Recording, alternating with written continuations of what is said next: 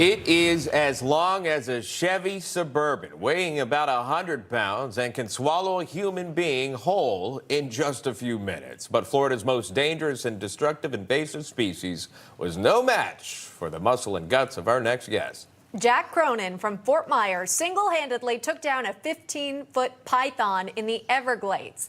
It happened during Florida's annual python hunt. The massive predators are not native to the region, and they're devastating to the local ecosystem. Wrestling a python of any size is not a job for the faint of heart. But Jack is just an 18-year-old rookie in what's considered a contact sport for the Sunshine State.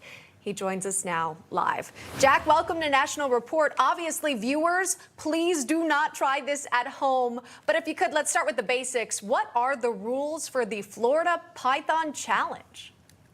Yeah, guys. I mean, it is definitely it's an awesome competition that the FWC, Florida Game and Wildlife Commission here in Florida, puts on, and it is it's just a challenge. It's a tournament that the state puts on to help kind of try to take care of these pythons, and they kind of make it a fun way where people go out and who can catch the biggest python, who can catch the most pythons, and then at the end of the day, whoever gets the biggest and most gets to go home with a couple grand in cash. And so talk to us about the video that we're seeing. What's happening right now? Yeah, so we got in contact with these guys, the Glades boys, down because, you know, it's our first time doing it. It's me, my dad, uncle, and brother. And here we are. We were driving down the road, you know, looking for these snakes when we look over and see this, you know, 15-foot python with his head sticking up out of the woods. So we stop the car, we jump out, and, you know, we run over to the snake, and I shine my flashlight on the snake. And I just shine back into the woods, and this thing just went all the way back into the woods.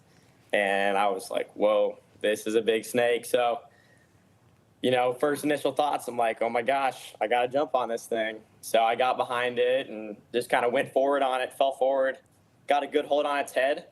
And then the thing just started going crazy. And I had all my other friends jump in. I mean, I can't take full credit for it. I needed help from everyone. But I'm just the one who jumped on it and kind of got control of the head. I was going to say, thank goodness you had some of your buddies with you, because they're able to help. And I'm sure it was heavy, too, just to wrangle it, get it under control. Again, this is a massive python here. We understand that you missed out on the big prize for the competition. What happened with that? Correct. Yeah, so, you know, it's a week-long competition. And we went Sunday night. You know, we knew the competition was over, but, you know, we still just wanted to go have some fun. And we were about 4 hours away from winning a couple grand in cash, because that snake clearly would have won that competition. There were some big ones weighed in for sure, but that one would have taken the lead in just a few hours. Look at this picture here. That's on top of you? Is that you wrapped up? Yeah, that's me wrapped up. Yeah. You're crazy. Yeah. You know that, right? Crazy. Crazy. Yeah, no, I know. I've gotten that from a lot of people, too. I wanted to play this for you. Last year, Florida's First Lady, she spoke about this and the Python Challenge when it was launched. Watch this. When I was first learning about the pythons, I really had no idea, first, how much they're devastating the local ecosystem.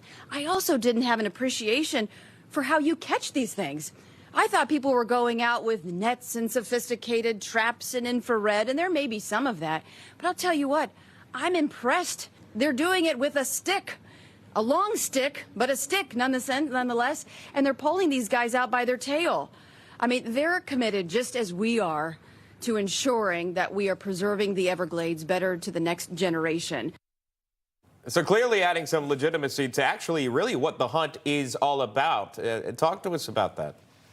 Yeah, I actually haven't seen that video. That video is awesome. You guys are going to send that to me. But, yeah, no, I mean, just going out there and, you know, going out into the Everglades, going out into Big Cypress, I mean, and taking care of these pythons. I mean, they're very cool creatures, but unfortunately they are just devastating to the fragile Florida Everglades ecosystem down there.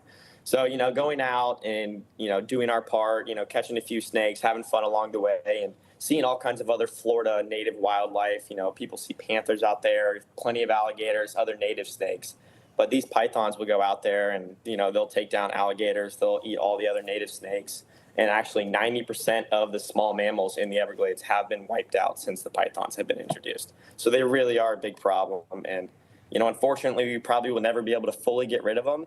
but we can definitely put protocols and stuff in place to help control these things. That's why you need to call up a Florida man to go out and hunt down these pythons. Jack, are you going to compete again next year? Oh, for sure. We'll be back. My brother, I just went to college, so I've been up in Orlando here at UCF for the past couple days.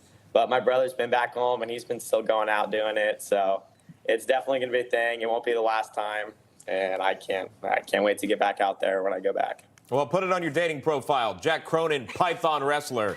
That should do well for you. Jack, thanks so much for coming on, sharing your awesome story, your video, your pictures. It's all great. Thanks so much. Thank you guys so much. Thanks for having me. You're welcome.